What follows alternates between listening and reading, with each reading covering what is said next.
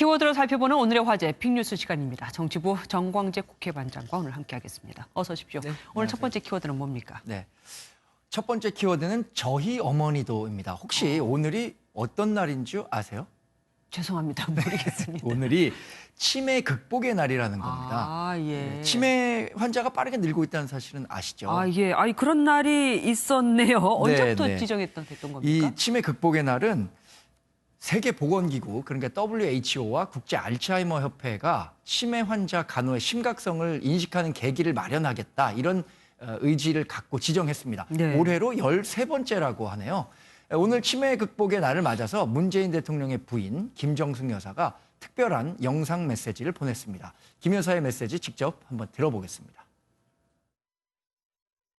현재 우리나라의 65세 이상 노인 인구 10명 중 1명이 치매 환자입니다. 2024년경에는 치매 환자가 100만 명을 넘어설 것으로 예상된다고 하니 누구도 치매로부터 자유롭다 할 수 없겠습니다. 예, 사실 김 여사에게는 사연이 좀 있죠. 네, 그렇습니다. 이 김정숙 여사는 꽤 오래전부터 이 치매 환자 간호에 많은 관심을 보여왔는데요. 김 여사의 모친, 그러니까 문재인 대통령에게는 장모님이 되겠습니다. 네. 치매를 앓고 있는 것으로 알려져 있는데요. 김 여사 자신이 자신의 모친이 치매를 앓고 있다는 사실을 공개하기도 했습니다. 저희 어머니는 치매가 걸리셔갖고 이제는 제가 대통령 부인이 됐는데도 대통령 사이도 못 알아보고 저도 못 알아봅니다. 우리 어머니도 항상 나 자신의 이렇게 나를 위로하고 해야지 자꾸 어려운 거 슬픈 것만 하시면 더 내가 아프니까. 예, 김 여사는 지난해 치매 안심센터에서 교육을 이수하고 이 치매 파트너 수료증을 받기도 했는데요. 경기도 남양주 치매 안심센터를 방문했을 때는 우리 어머니를 뵙는 것 같다, 이런 소회를 밝히기도 했었죠. 사실 김병에 효자 없다고 치매를 네. 앓는 분들의 가족들 얼마나 많이 힘드시겠습니까? 네, 그렇습니다. 앞서 들으신 것처럼 그런데 2024년에는요, 이 치매 환자가 100만 명을 넘을 것으로 추산이 되고 있습니다. 문재인 정부의 핵심 복지 공약 가운데 하나도 치매 국가 책임제인데요. 네. 이 치매 문제를 개별 가정 차원이 아니라 국가 돌봄 차원으로 해결하겠다는 게 골자입니다. 복지부가 치매 환자 관리 체계 구축과 사업 내실화 등을 담은 4차 치매 관리 종합계획을 이달 말에 발표할 예정인데요. 네. 치매 전담형 장기요양 기관과 치매 전문 병동 등 관련 인프라를 계속 확충해 간다는 방침입니다. 사실 이건 누구에게도 뭐 남의 일은 아닌 거죠. 그렇죠. 네. 다음 키워드 보겠습니다. 아저씨와 전우, 누구 얘기입니까? 네, 재밌는 표현인데요. 이 추미애 법무부 장관 아들의 병가 특혜 의혹을 둘러싸고 국회가 아주 시끄러웠죠. 불공정한 특혜였다고 몰아붙였던 야당의 공세에 대해서 추 장관은 당직 병사의 억측에서 시작된 오인과 추측이다, 이렇게 반박했는데, 이걸 설명하는 과정에서 이 이웃집 아저씨라는 표현이 나왔습니다. 어떤 표현인지 한번 들어보겠습니다. 당직 병사 A가 저의 아들과 같은 중대 소속이 아니고, 군인들은 같은 중대 소속이 아니면 이웃집 아저씨라고 속칭한다고 합니다.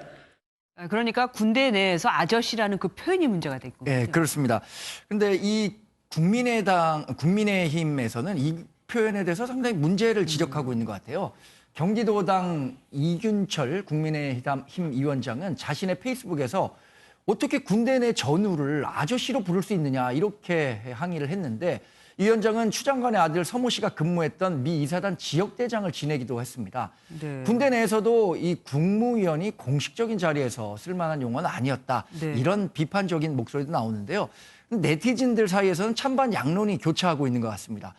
자신도 다른 중대 소속 병사를 한때는 아저씨라고 했었다, 이런 경험담이 우스갯처럼 나오기도 하고, 반면에 그래도 같은 대대 소속이면 계급을 불러줘야지 아저씨라고 하면 옳지 않다, 이런 반박도 있는 거죠. 그러니까 실제로 군대 내에서 뭐 아저씨라는 말이 왕왕 쓰이고 있긴 하나 봅니다.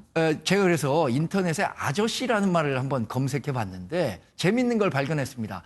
네티즌들이 공동 참여해서 만드는 백과사전 같은 게 있는데, 여기에서 이 아저씨를 아예 군대 용어라고 따로 규정하면서 서로 다른 부대여서 선후임 관계가 성립하지 않는 병사들 간의 비공식적인 호칭이다, 이렇게 설명하고 있더라고요. 네. 그런데 다만 국방부는 이 아저씨라는 용어를 병영 은어로 규정하고 있습니다. 그러니까 잘 쓰면 안 된다는 얘기죠. 이 표현을 쓰지 않도록 병사들에게 지속적으로 교육을 하고 있다는 게 국방부 측의 설명입니다. 하긴 뭐 전쟁터에서 옆에 아저씨라고 부르면 좀 이상할 것 같기는 그렇죠. 합니다. 예. 자, 마지막 키워드 보겠습니다.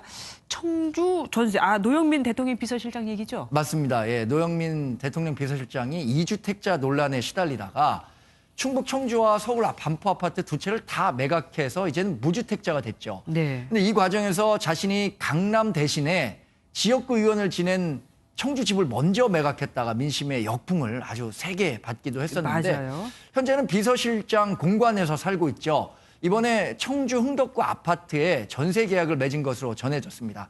국회의원을 지낼 당시 지역구에 있는 아파트인데 퇴임 후 살 곳을 준비하는 것이 아니겠냐 이런 반응이 나오고 있습니다. 예. 물론 뭐 돌아갈 곳을 찾는 건 당연하겠지만 그런데 다시 청주로 살 곳을 정한 거는 네. 아무래도 이 다음 일을 도모한 거 아니라는 해석도 가능할 만합니다. 그렇죠. 당연히 그런 반응이 나오겠죠. 노영민 비서실장이 언제까지 문재인 대통령과 이 청와대 생활을 함께 할지는 단언하기 어렵습니다만 2022년 6월에 지방자치단체장 선거가 있습니다. 이제 1년 9개월 정도 남은 상황인데 네. 노 실장이 비서실장 퇴임 후에 충북지사 선거에 나설 가능성은 계속해서 제기되고 있습니다. 네. 현재 이시종 충북지사가 내리 3선을 해서 연임 제한 규정에 묶여 있는데요. 새로운 인물이 필요한 상황이어서 노 실장의 전세 계약을 계기로 충북지사 도전 가능성이 더 커진 것 아니냐 이런 관측이 힘을 얻고 있는 거죠. 네, 예. 다만 노 실장은 출마 가능성에 대해서 여전히 함구하고 있는 것으로 알려졌는데 청와대 관계자는 오늘 브리핑을 통해서 정치적으로 과잉 해석하면 오해다 이렇게 설명하면서 짐을 옮겨놓기 위한 전세 계약이다 이렇게 의미를 축소했습니다. 하긴 벌써부터 다음 얘기를 하면 지금 현재 하고 있는 일에 대해서 예의가 아닐 테니까 그렇죠. 말하기 네. 쉽지 않을 겁니다. 오늘 말씀 여기까지 듣겠습니다. 고맙습니다.